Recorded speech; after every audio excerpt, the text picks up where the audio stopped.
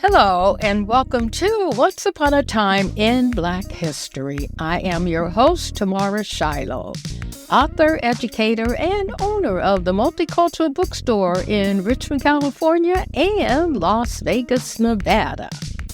You can also find us on my website at onceuponatimeinblackhistory.com. Our shows are sponsored by the Multicultural Bookstore, and if you're interested in becoming a sponsor, please send me an email at tamarashiloh@gmail.com. Alrighty then, let's get this party started. Hello, and welcome to Once Upon a Time in Black History, the show where we spotlight pioneers and unsung heroes of string music and jazz.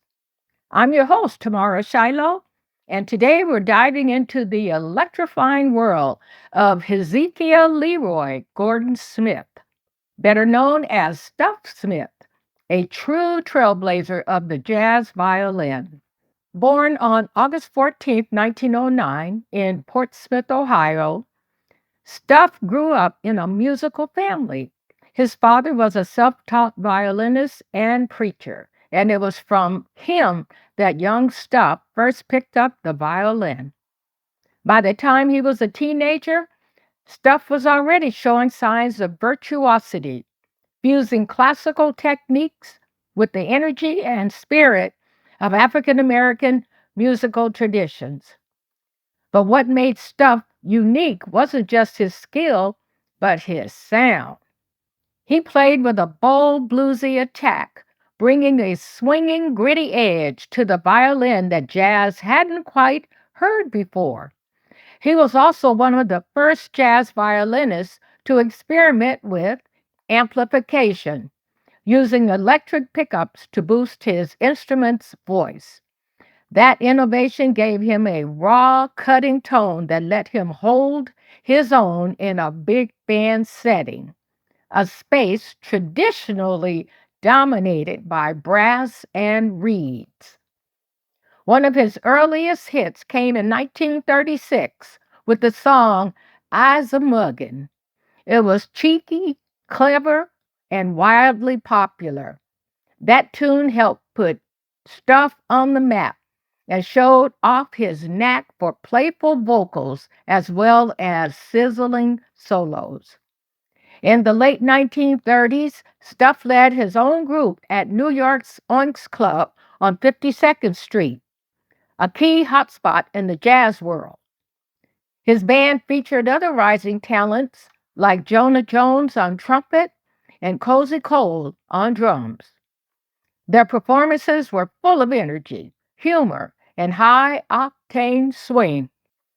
Stuff didn't just play music, he performed it.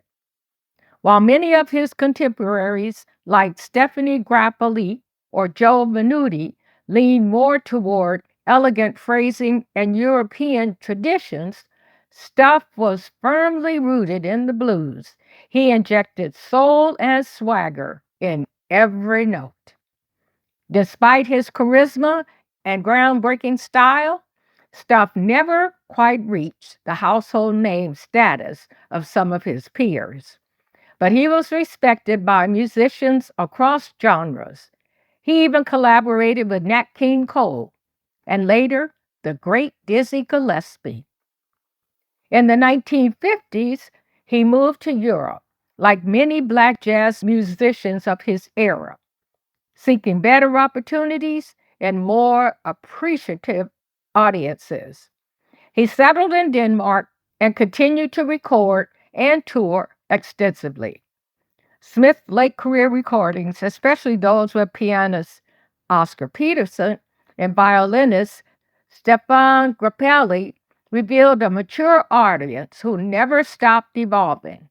His playing was looser, sometimes rawer, but full of life and swing. Sadly, he passed away in 1967 at the age of 58, but his legacy lives on in every jazz violinist who dares to plug in, swing hard, and push boundaries. So next time you hear a violin cutting through a big band or shredding a blues solo, Remember Stuff Smith, the man who made the violin cool, loud, and swing like mad. That's it for this episode of Once Upon a Time in Black History. If you like what you heard, please subscribe and leave a review. Until next time, keep your ears open and your strings swinging. Thanks for listening. See you next time. Thank you for tuning in to Once Upon a Time in Black History. For more information on this topic and others, visit the Multicultural Bookstore at multiculturalbookstore.com. And again, if you want to advertise in our podcast for a mere $25, please contact me at tamarshiloh@gmail.com. See you next time.